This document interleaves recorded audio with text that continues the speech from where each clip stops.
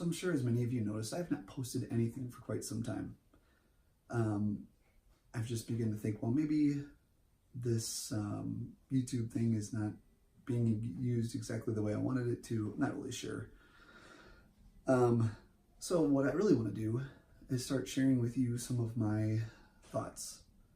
Who knows, maybe you're not going to think it's interesting. If you're interested in knowing what I'm thinking, we'll just continue to watch. A couple of things. Number one, you might hear some background noises coming from the kitchen in there. My family is up walking around getting breakfast for themselves. Right now it is, I don't know what time, close to 7 a.m. In the morning. This is right before work. I leave typically about 7:38 for work. So I'm going to try to write down every single morning my thoughts and then read them to you and let you just see what I'm thinking. Again, who knows? Maybe this is not going to be interesting at all. But again, maybe some of you will be ministered to, maybe some of you will enjoy it. I don't know. So I'm going to start reading.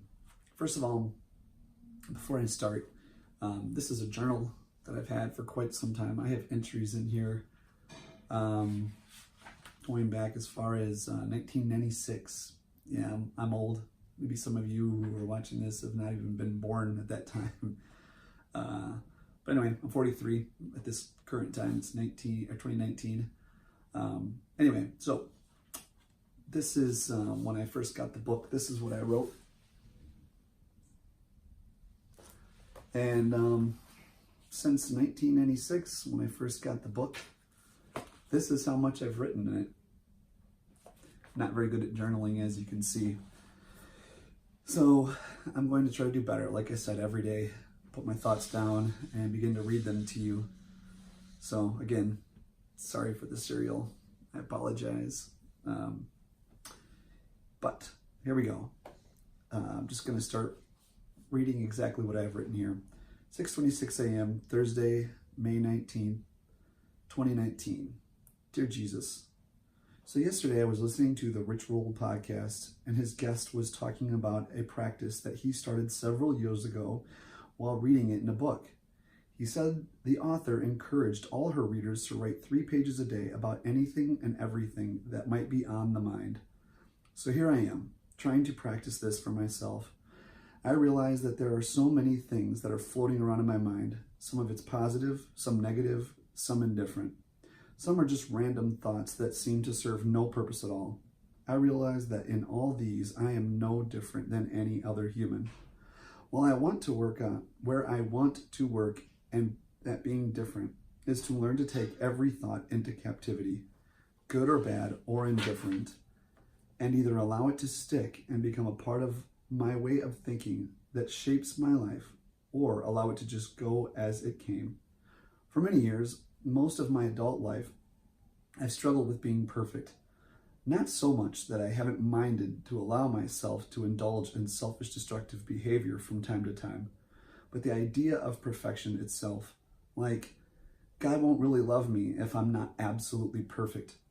I've grown to realize that this just isn't the case, but I still suffer with the thought of a grand overall plan for my life, that if I do everything right, I can one day achieve it. And who really knows? Maybe this is true. Maybe God is waiting, allowing me to become more of what he needs me to be and able to accomplish his ultimate will through my life. To be quite honest though, I'm not sure how I feel about this. As I am writing, I am picturing a car stuck in the mud. Its back tires are sunk deep into the mud, and the driver is in the front seat, frustrated and borderline angry, while trying everything he can to get the car unstuck, all the while making no real progress. Is this me? Is this your plan, God? Is this how we become better? This mental picture doesn't conjure up thoughts of a loving, gentle God. In fact, it does the exact opposite.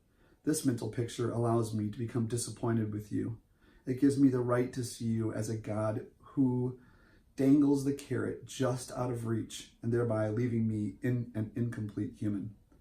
It gives me the right to blame you for all the kinds of wrong and injustices in my life and the lives of others.